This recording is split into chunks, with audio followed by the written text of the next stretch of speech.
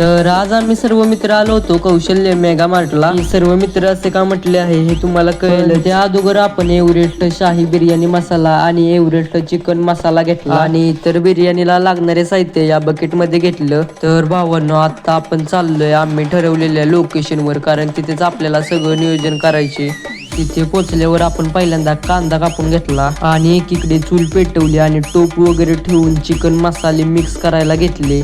अजून सर्व नियोजन चाललंय. तोपर्यंत तुम्ही जर आपल्या पेजला फॉलो केलं नसेल तर पहिल्यांदा आपल्या पेजला फॉलो करून बाजूला बघतोय तर आपल्या चॉकलेट बॉयचं काहीतरी वेगळं चाललंय. मेरे से प्यार करती है या नहीं करती ये बता दे. धान्याचा इकडे कांदा भाजतोवर चिकन तिकडे मॅरिनेट झालं आणि मागाल धरणं बघतोय धान्या तिकडे नुसता कांदाच भाजतोय.